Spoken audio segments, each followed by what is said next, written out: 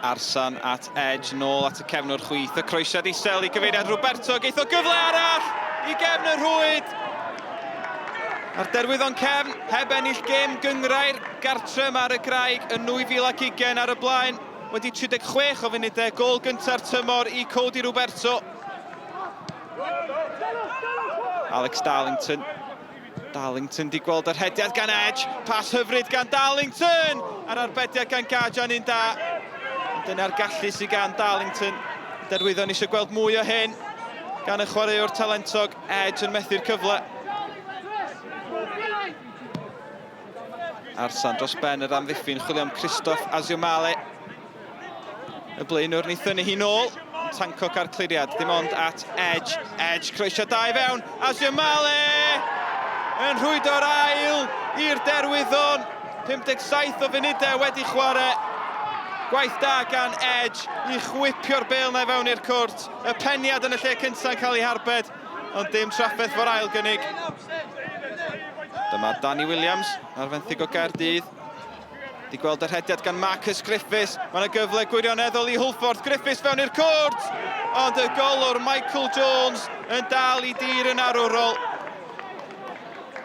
Gwych gan Jones yn gadarn ac yn achub y Derwyddon.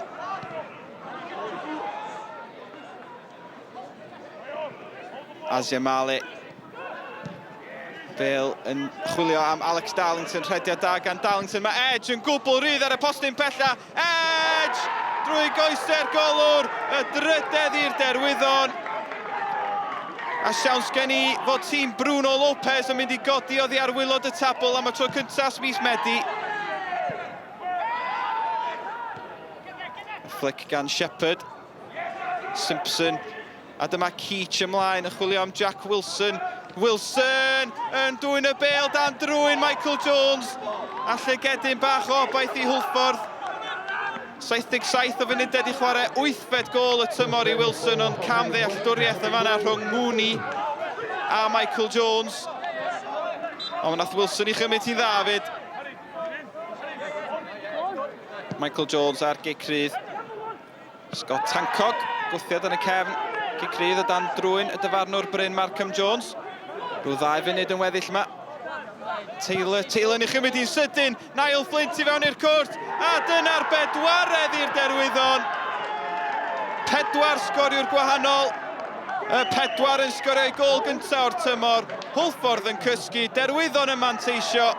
Am bnawn i dîm Bruno Lopez. Cefn 4, Hwlffordd 1. We had some really good performance, but today we were able to combine the performance with a result, which is what we want to achieve all the time. Very happy for the players, very proud of them. They deserve, that's their effort, not mine, their effort. So they are the main responsibles for this win.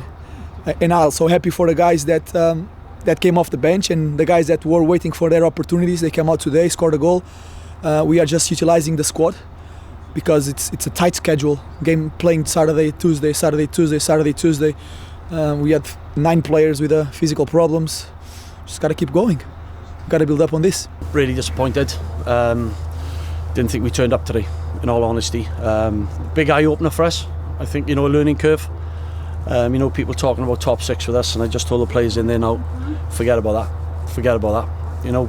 Played team obviously was down the bottom in 2 games now, and they've been the better team and well deserved in the past 2 games. So credit to them. Within house, a lot of work to do. Back to basics, and we go again. We got to stay humbled, because it's a long league. All right, this is not a sprint. This is a marathon. We got to keep pushing, staying humble, keep our feet on the ground. We are not the worst team in the world, and we are not the best team in the world right now. So just keep working. We got a tough game, Barry, Wednesday night, but we know where we are. We know what we've got. We'll work hard. Really disappointed at the moment in terms of reflection, but we'll do our homework again. We go again because you've got to. But at the moment, we're wounded animals.